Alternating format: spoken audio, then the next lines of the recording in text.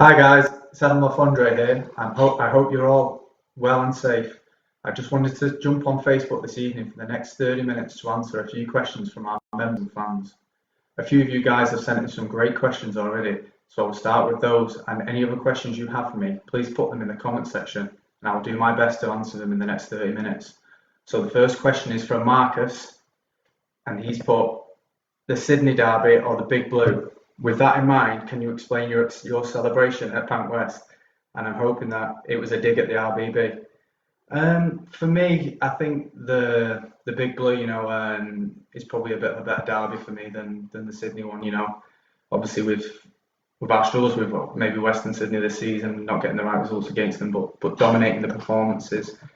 It's probably put it a little bit on even keel. Whereas the Big Blue, we've dominated all season this year, and it's been such a great occasion. When you go to Melbourne, obviously on Australia Day, it's fantastic. The stadium's electric, and the atmosphere is brilliant, and we've always come away with the right result too. So for me, when the two biggest clubs in the league collide, it's always going to be the best game, and for me that's always the best atmosphere as well.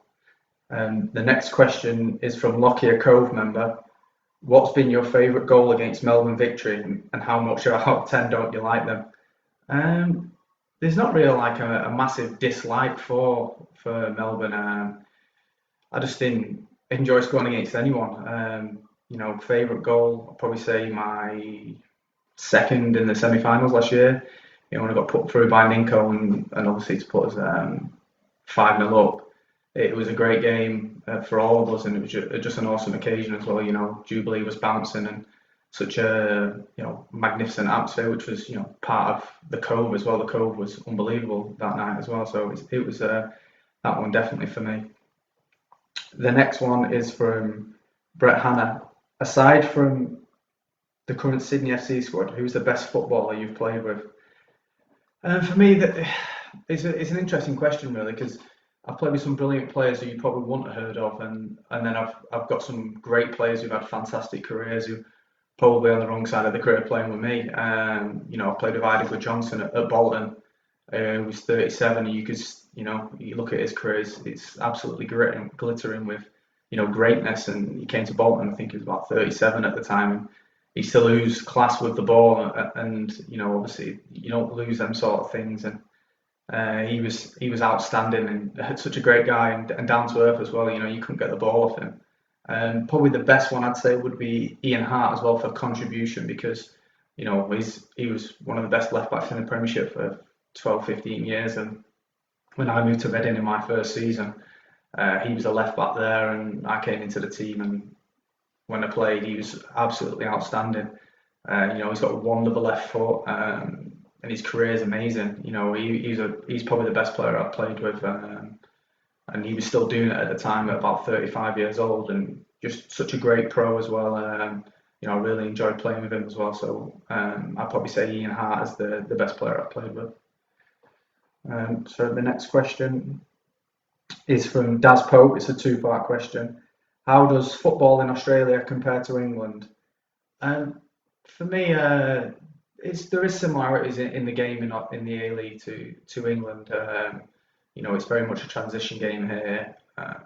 In England, it's very similar. In the Championship, where I played the majority of my career, it's quite a lot high turnover ball and second balls, and I'm trying to sort of defeat your team mentally, and then you can take advantage. Tactically, in this league, it's very similar, because you have to sort of wait for your opportunities on the break, and you see a lot of teams in this league, especially is late on in games. They seem to tire, and more chances come in the last 30 minutes, and the game becomes a lot more open. Excuse me. And the second part was, once we've beaten COVID-19 pandemic, how do you think we can attract more support to Sydney FC? I think as a player for Sydney, I think obviously it's our job to help drive that, because we put the product on the pitch. And obviously being successful on the pitch can help, and obviously lead to more success off the pitch with support coming in, because obviously we're the most successful team in the A-League, and we've got to keep driving that bandwagon, and try and get as many people into the game as possible, because it's such a great game to be involved with, and I'm sure anyone who watches the game in the Cove or in Jubilee when the place is rocking, there's no better atmosphere and no place to be. And the next question's from Greg Webster. What do you think about the Australian way of life? Would you consider Australian residency? I love it. I love the way of life out here. So relaxing. I can play golf pretty much all the time. The weather's fantastic. Like I say, it's just such an amazing way of life. It's so much more relaxed than England. Yeah, I'm loving it here. My family love it here as well. Could I see me staying for residency? I don't know. I can't see that far ahead into my life, but I would never say no to it because it's such an amazing place, and I've been blessed to play here for this great club as well. And the next question is from Daniel Stephen. How do you find the difference in the level of playing in England and Australia with the leagues? I get asked this question quite a lot, really, and I think for me, the Australian league it varies. The quality of teams differ throughout the leagues. In England, for me, I think Sydney have got a very good team, and we could do reasonably well in the Championship, whereas a lot of other teams, when you look down the league, I think would probably filter between League One and League Two. I think the top end of obviously the A-League will compete in the Championship or in and around that, and obviously so forth down the league. It works like that really, but obviously you have to adapt to the way of English football and playing that way if you're going to compete over there, and vice versa. Coming out to Australia, I have to adapt to the conditions, adapt to the football, and I like to think I've done that quite well. The next question is from Eric Apkar. Sorry about that. What are you doing now to keep yourself fit and in shape? I'm doing a lot of Joe Wick's YouTube videos on my decking with the kids, going running on the oval when I get a chance to, just trying to do everything I can safely, and being mindful of obviously the rules that are in place for us at the moment, because the main thing is everyone stays safe and we all keep our distance, and we beat this pandemic and get through it together, and football stays there and is there at the end of this as well. Reese would like to ask, what's my schedule like when preparing for a game? With us, we have a 3-day lead in, so if we play Saturday, we'll be off on Tuesday and be in Wednesday, Thursday, Friday. For the build up for the game on Saturday, we'll work on a variety of things on Thursday and Friday, attacking wise and defensively, and how we're going to set up and what sort of game plan we're going to implement, and obviously how many goals I'm going to try and get. It's obviously it's quite intense on the Wednesday, to get your sort of lungs going and everything, your legs going, and then you get your tactical bits out of the Thursday and Friday as well. So that's the sort of build up to that we do before a game, and then obviously the day of a game is very chilled out. I'm just with my family, and we go for breakfast and just relax before the game. The next question is from Simon Asquith. Do you think Leeds will get back to the Premier League? I hope not. They're a great club. I think last year was probably torture for the fans because they were so close and then sort of threw it away again. Maybe this forced break might help them re-energise and go and that one step further. I think the Premiership would be fantastic with Leeds back in it, because they're a massive club, great support base as well. And, the Premiership won't be better with a big thriving Leeds club in there, trying to dominate and getting smashed up United. Bruce Thompson has asked, what's it like being on the other side of the world when everyone from the PM down is at risk in the UK? Yeah, it's worrying times. My family, my parents would both be at risk significantly if they were to contract, obviously, the coronavirus, because they've both got breathing conditions. So, it is worrying for me on the other side of the world to look back and think like, any day they can get it, because my dad has to work every day, my mum the same as well. So, obviously I'm praying that, people are staying safe, whoever do venture outside, and, that's keeping my parents safe in turn. I think obviously the only thing I can think of is my family here, my immediate family here, and keeping them safe, and hopefully the protocols in England, keep them safe as well, because I know they've been flouting the rules a little bit as well. So we just have to be mindful of that and hope they do the right thing over there. Josie Di Maria, sorry. What other goals do you have at present? For me, at the moment while I'm off, it's to become a better dad, better husband, a little bit of a better cook. My missus would probably say I'm getting a little bit better in the kitchen, cooking for the kids and that. Better at golf as well. And I've got to keep my other goals is to keep fit, because I've got to come back firing when we do come back and beat this pandemic. So I think they're sort of the goals I have. While we're into isolation and just keeping ticking over till everything gets back going again. The next question is a big one from Arto Hakkinen. Sorry. How many more years do you see yourself playing professionally? I don't know. I'm just, I'm going to go until my body decides it's not time. I feel great at the moment. I feel like I can play on for many years. If I keep playing like this as well, I'm playing at a high level at the moment. So I'd like to think that this sort of break we've got now gives me a chance to re-energise and sort of get rid of the knocks I've had for the last couple of weeks before this, and we can go again and keep myself fit, because I've been lucky enough to do that in my career, and touch wood, I'll keep doing that as well. The second part is, are you interested in staying with Sydney for another contract period, or will family and priorities take over and maybe move back to the UK? I think obviously we were speaking before about a new contract at Sydney, but I think ultimately for me, my family takes over everything, and once it becomes untenable for them, it's untenable for me. But like I say, we're enjoying our time here.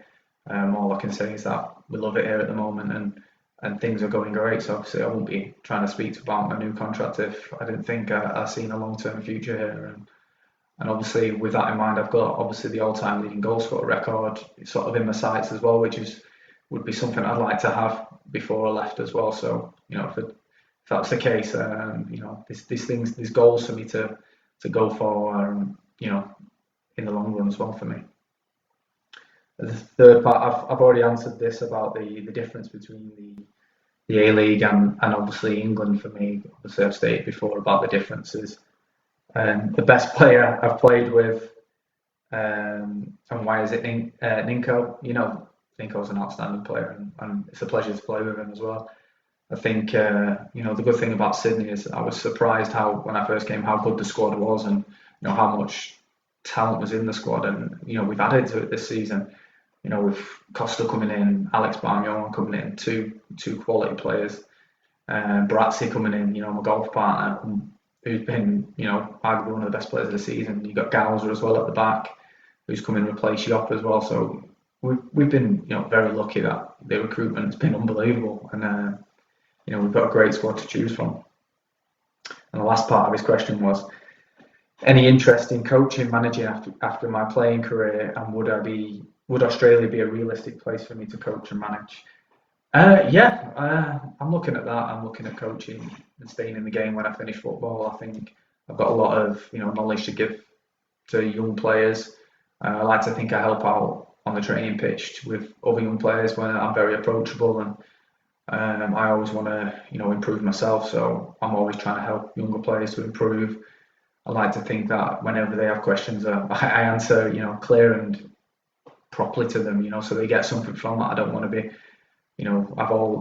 what I've achieved in the game and just be a closed book. I want to be open and try and pass on things to help them achieve things in the future as well. And I think for me, I'd like to move into maybe something in development role. Under 20s, under 23s in England is the sort of role I would like.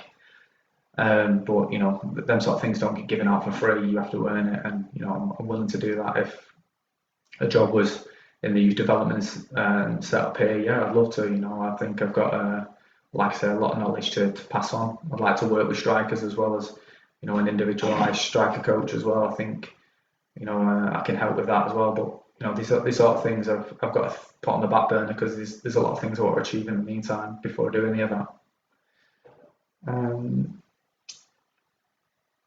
The next question is, it's in two parts, sorry. Is the inability of the A-League team to make an impact on the AFC indicative of the gulf we need to bridge? And why does Western Sydney winning the championship in 2004 make it all more significant? I think playing in that competition, there isn't that much between us. I think it's got blown up a little bit. I think, obviously when we went to Yokohama after playing like one game in a month, how can we expect it to be at top form? Obviously that's, an excuse, but it's a valid one. We went there with a game plan and after 20 minutes, they shred it. They're a good team. You're going to play good teams in this. That's the point. That's why we're in this, because we're a good team. I think last season, if you look at last season, I think anyone could say we deserve to go through that group. If you look at our home games and even some of the performances away, you look at the Shanghai away game, the Ulsan away game, we were the better team and we just couldn't, get over the line for a win for love and money. So I don't think the gulf is that big. Obviously the Yokohama game was a tough lesson for us as a squad, and I'm sure when we play them again, it won't be the same. I can assure you of that. I don't think we'll cop a 4-0 without really laying a glove on them. We did have chances late on in the game when they were pressing a lot more and had the game won. But for me, I don't think the gulf is that big, or that there is that big of a gulf. It's definitely from our squad anyway. I think look at the game recently, the last one we played at home. Jean, but we should have won that. We had chances to win that, and we should have won that realistically. But we didn't, and that's our fault. That's not a golfing class. That's just us not finishing off a game and managing the game properly and taking care of business against 10 men. And Michael Pele's asked, what is the biggest culture shock since arriving in Sydney? He's an expat himself, and obviously Christmas at 30 degrees is his biggest takeaway. I think very similar. Christmas is strange here for me. Obviously, I'm used to it raining constantly in December, January, February, March, April, May, June, July, 2 weeks in August, and and so forth. For me to have 30 degrees, t-shirt, shorts on, sort of eating normal food on Christmas is sort of normalised it for me. And, that's probably the one thing I do miss about England is probably the Christmas. It's a little bit different, and obviously the feeling's a little bit different. But like I say, I can't grumble. I've got a pool outside, so if it gets a bit on Christmas Day, we just jump in and go for a swim. So it's it's tit for tat really. I'd rather not jump in a puddle at home when it's -5 when I can jump in the pool here when it's 30 degrees. Now I've got some questions from the comments, and we'll go with Jordan Chancellor. How has it been not playing because of COVID-19? It's been frustrating. If anything, it's I think for everyone, obviously it's worrying times for everyone all over the world. But it's frustrating for us as a professional, to have something that's ravaging everywhere and stopping everything. It's stopped the world pretty much, and obviously we just want everyone to stay safe, stay to the protocols, and hopefully we can get our game going again and finish off winning the title. I think the next question we've got is Julian Ange. Are you still signed for next season? Yeah, I've got another year in my contract already, so that's already been kicked in, and obviously I'll be staying for next season as well. So that's obviously kicking in as of when really. And then the next question is Ange Kuklidis. How's the homeschool career coming along? As you can see from the video, I was only the supply teacher for the day, and the kids beat me hands down. Mrs. has got the patience of a saint to do that with them all the time, because it's grueling. Let me tell you, I'm sure all the parents will agree with me when you get sent to work and the kids just want to run off and play and don't want to sit down and do it with you. It is testing times, but it's been fun for me, not for the missus. But yeah, that day was fun. was losing my head after it. Next question is, how different is playing in the AFC Champions League? Which city in Asia do you like the most? That's from Kevin NG. Yeah, it's really good. Obviously the quality level goes up from the A-League as well, which is brilliant, because that's what I want to do. I want to test myself against better players and see where I'm at against them. And I think there's a lot of times where we've come out on top and we've just not got the right results out of that. The Asian city I like the most. To be fair, I do like going to Japan whenever we go to Tokyo. It's a lovely city, but I'd probably say Shanghai. I love Shanghai. It's so busy and so many great things to do there as well, which is fantastic. So I love both of them, but I'd probably go Shanghai. And the next one we've got is Dave Starrett. If you could bring someone to Sydney FC, who would you bring? Oh, depends. Are we realistic or not? I'll go with unrealistic. Ronaldo. I'll just bring Ronaldo over. In fact, let's bring Messi, because he can create for me. Then I can just tap him in when he just beats 8 players and rolls it across the box like he did for Barca. So I'd like to do that. Personally, play with Messi, and he can just I'll chill and he can just do all the doggies with the ball. Anthony and Kathy, what inspired you to play football? Just my family. Ever since I was tiny or smaller than I am now, I've been playing football. I couldn't imagine my life without it. My dad, mum, brother, even my family now are a massive inspiration for me, because obviously I've got to keep doing well for them and showing them that showing my kids what dad can do, and they can look back in years to come and say, oh dad, we did this in Sydney, we did this here, we did it there. And for me it's about inspiring others as well as being inspired myself. My dad was such a critical part in that, and I can't thank my family enough for giving me that foothold in football, and hopefully I'll inspire a few people to play as well. We've got Ross Anderson here. Hang in there, mate. Hope that all the family above here are well back home and remain safe and well. Cheers, Ross. Thank you very much. Same to you as well. I'm sure they'll be safe and well if they stick to the protocols. I know it keeps saying this, but that's what we have to do as a world nation. We're not a nation. As a world, we have to come together and be be in one and listen to everything that's get put in place for us, because it's for our own good. Hi Ashley, how you doing, mate? I know you can't see me. Stay safe. No worries, mate. You stay safe as well, pal. Thank you very much for your message. Jim Pagelfini, mate, can we get you on the Sky Blue Stories podcast? You sure can, mate. I don't know when you want to do it, but yeah, I'm sure we can do that. Yeah, that'll be fine. Anthony and Kathy, would your teammates say this is great content? I think it's good. To be fair, anything I put on is fantastic content. I think they'd love it. I'll probably send them a link afterwards, and see if they want to catch up with me and ask me a few questions, maybe. James Nicholas, Kirboss, how are you holding up with the current situation, buddy? Fine.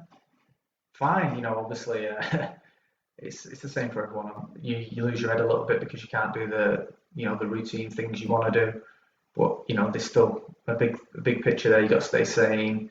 And I'm doing that. I'm spending a lot of time with my kids and the missus. I'm not sure if she's staying sane enough because she's spending that much time with me, but all I can do is just enjoy the time with the kids off, and look forward to getting back to work when it does happen. Ashley's thrown in, do you reckon Ole can get United back into the Champions League next season? When the season comes back, I don't think we're going to be far off Champions League this season, but he's got a big job in his hand. I think recruitment is massively important for United in the summer. They've done well to get Fernandes in. I think they need a couple more players of his ilk of quality to really give the league a push and give them a push up the league. So, I hope so. Ollie's at the wheel. Let's go. Katie Lofthouse, what's the best goal you have scored ever? There's a few. Go with, for significance, my brace against Southampton for Reading, just because of the significance of the occasion, and the timing of the goals were unbelievable. They weren't, amazing goals, but still very good, goals for me, because I don't really score that too many good goals. And there's one for Reading at home against Watford, left foot volley. I'm on the edge of the box from a cross, comes out to me, and volley it first time straight back in. I don't even know why I'm on the edge of the box, but it falls to me, and I just hit it and it goes in, lucky for me. And one for Bolton against Fulham at home. I come on about 10 seconds just before this. Goal kick, flick on, running away from goal, left foot volley, top bins. It's a bit, bit of a swinger, but it, flew in, so I couldn't argue. And then another significant one was probably my first against, my own one against Nottingham Forest at home, the first of the game, in the staying up game for Bolton. That atmosphere was one of the things that will live with me for the rest of my life, because it was such a good occasion. I got to share that with the whole of my family as well, and it was amazing. Just incredible, really. I'd probably say them 5. Sorry, I've had to do 5. Couldn't really cut it down. Miles Perry from Matteo, 7-year-olds in my profile pic. What was it like playing in the empty stadium, and did you miss our cheering and chanting? We certainly did. It felt very much like a training match, if I'm honest. Obviously mentally it was a big challenge to obviously treat this as a proper game. I know it sounds silly to say, but we did the best we could without the support there, which was we needed. I think it was in the atmospheres that we've had previously. The atmosphere was greatly missed. Even 100 fans in there would have made it a million times better. But hopefully, when we sort out this pandemic and everyone's safe and we can get football back going again, we can really cherish these moments and get even more fans through the turnstiles and get football really roaring again.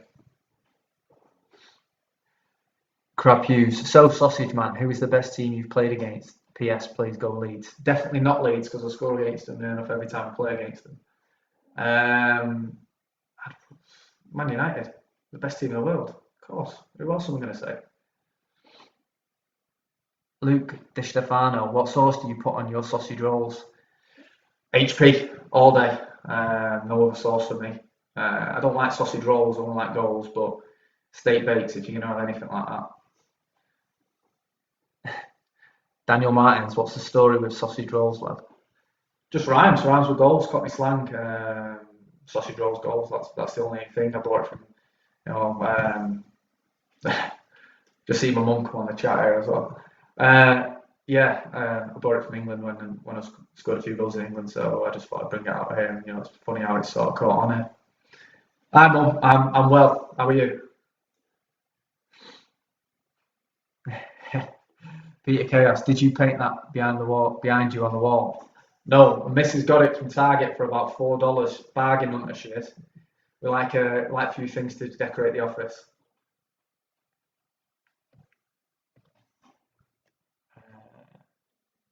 Mitchell Mattinson, who is the better golfer, Bratton or you? I'd say we're very close. There's not much in it. I don't think we'd say either way. Last game, I'd probably say Bratsy was better than me, but then before that, I was better than Bratsy. So it's it's very close.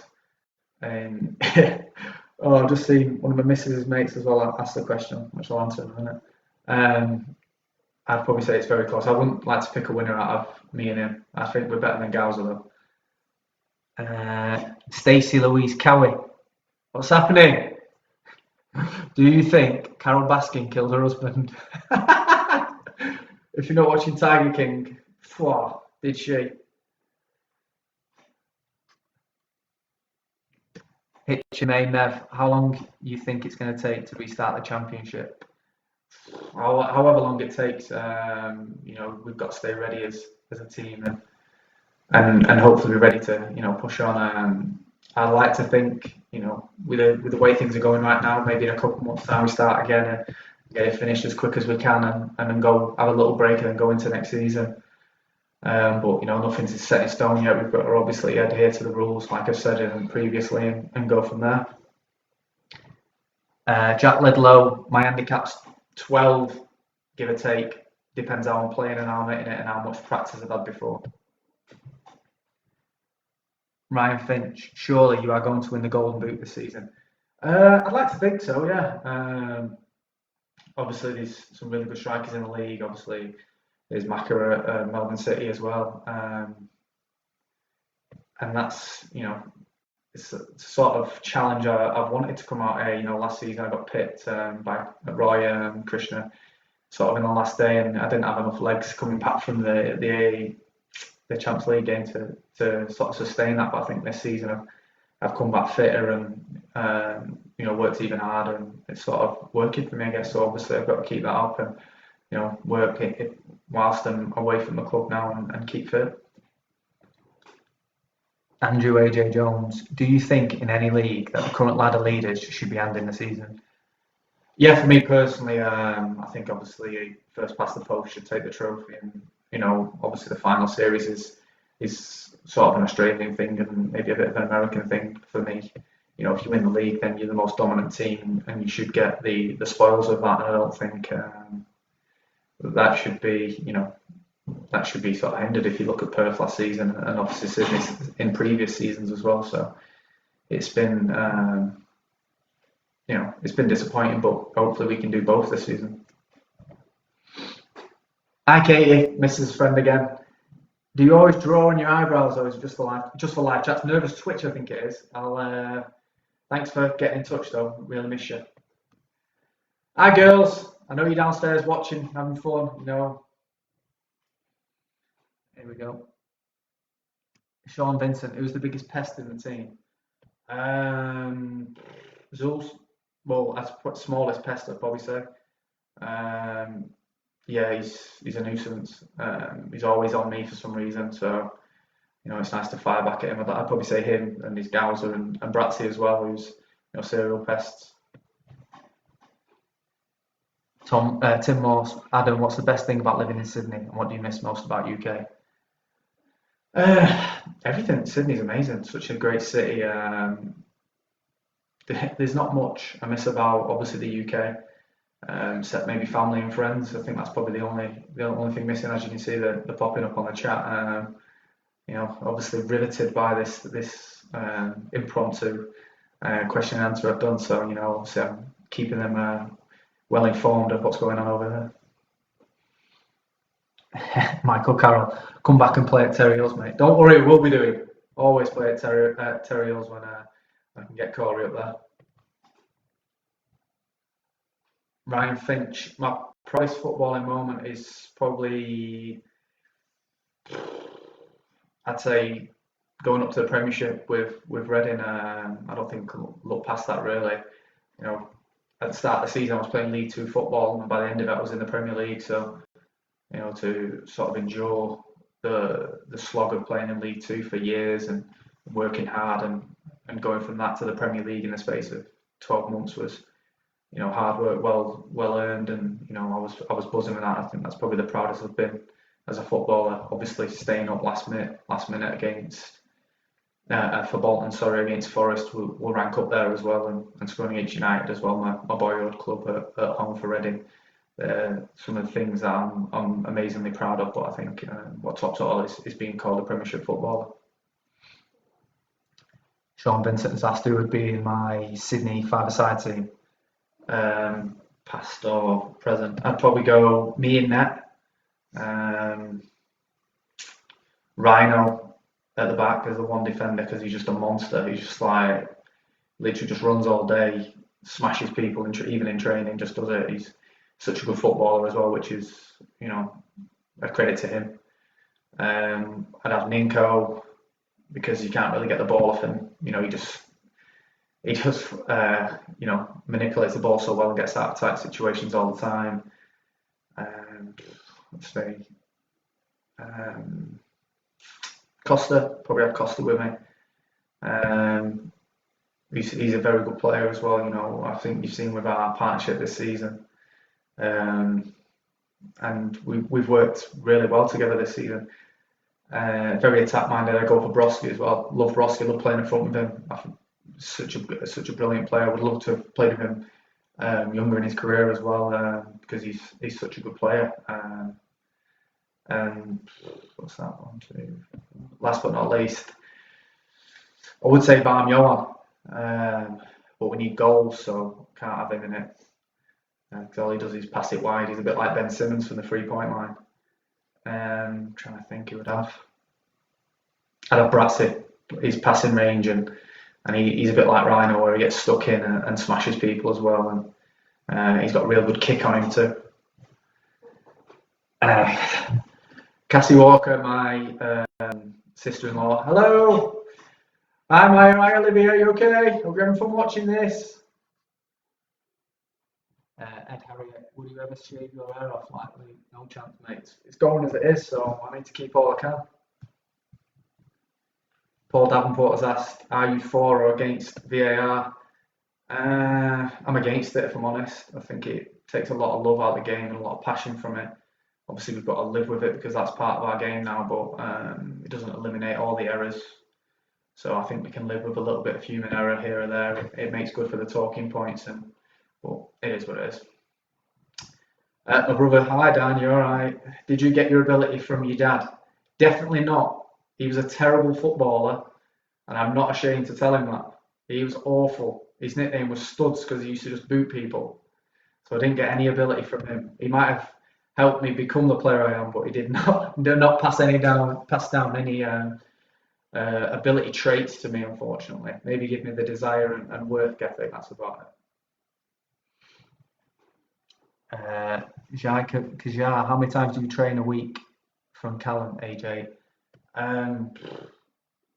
Every day, more or less. We have one day off normally when we're training. Normally, when I'm away from the club, and like in this sort of period at the moment, I'm training like 4 times a week, cardio and probably 5 times a week with doing like gym work and stuff like that, and try and stay on top of it. Mohammed Abbas, if you could pick one club you could have played for around the world, which club would you pick? United. I'm a United fan, so I wouldn't pick any other club other than to play for them.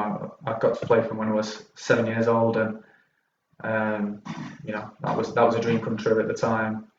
And to play for them in my career would have been amazing, but obviously I didn't reach them heights.